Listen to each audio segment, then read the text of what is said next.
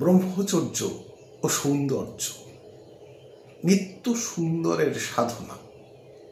আমরা সকলেই সৌন্দর্য ভালোবাসি ও আকাঙ্ক্ষা করি, কিন্তু এই সৌন্দর্যের মূল উৎস যে সদা সুন্দর নিত্য সুন্দর পরমেশ্বর, এই তত্ত্বের খোঁজ আমরা অধিকাংশেই রাখি না।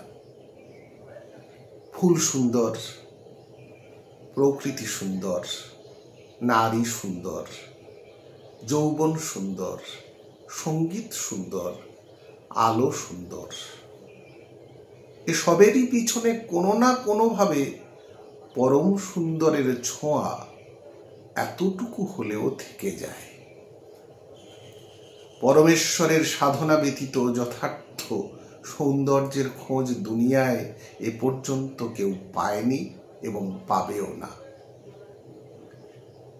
ব্রহ্মচর্য মানে পরমেশ্বরের সাধনা, পরম সুন্দর, দিব্য সুন্দর, নিত্য সুন্দরের সাধনা।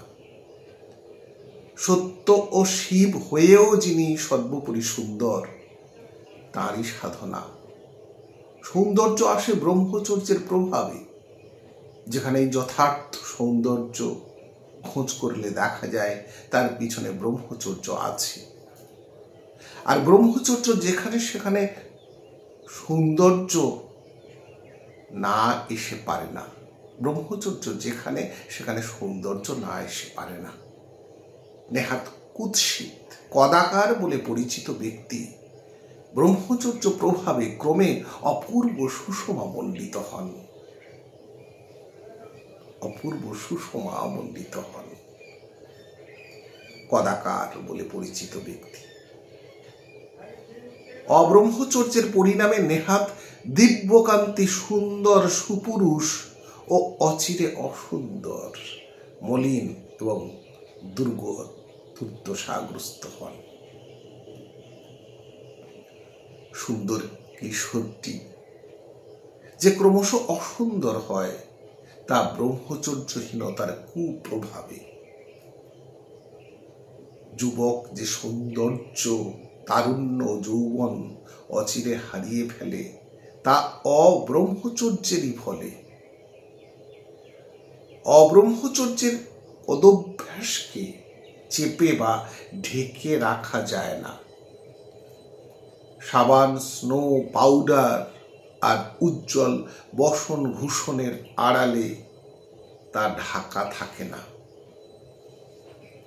সৌন্দর্যের মূল উৎসকে করব অস্বীকার। জীবনে, আচরণে, ধ্যানে ও জ্ঞানে সর্বদা করব ব্রহ্মচর্যের পরিপন্থী জীবনযাপন। আর আশা করব আমাদের সৌন্দর্য অটুট অক্ষয় থাকবে। এটা নেহাতি হাস্যকর অপপ্রয়াস মাত্র। ব্যক্তিকে সুন্দর, পরিবারকে সুন্দর, জাতিকে সুন্দর দেখাতে যারা অভিলাষী তারা অবশ্যই ব্রহ্মচর্য সাধনায় প্রযত্নশীল হন। এক শিল্পী সৌন্দর্যের সর্বোত্তম প্রতীক হিসেবে এক কিশোরের মুখ আঁকেন। কিশোরের অপূর্ব সৌন্দর্য এবং শিল্পীর নৈপুণ্য সকলেরই প্রশংসা অর্জন করে। কয়েক বৎসর বাদে সেই শিল্পীর ইচ্ছা জাগে সবচেয়ে ক্লিন্ন, কদাকার, দুর্দশাগ্রস্ত একটি মুখাবয়ব আঁকবেন। মডেল খুঁজতে খুঁজতে শহরের রাস্তার ড্রেনের ধারে পড়ে থাকা এক যুবককে তিনি পেলেন। আরো খোঁজ নিয়ে জানা গেল পূর্বের সেই কিশোর এবং বর্তমান যুবকটি অভিন্ন ব্যক্তি। নিদারুণ চরিত্রহীনতা ও অব্রহ্মচর্যই তাকে এই অতি নিদারুণ পতনের মধ্যে ঠেলে দিয়েছে। অপূর্ব লেখা। ব্রহ্মচর্য ও সৌন্দর্য, নিত্য সুন্দরের সাধনা পাঠ করলাম ব্রহ্মচর্য বিজ্ঞান থেকে। ধন্যবাদ।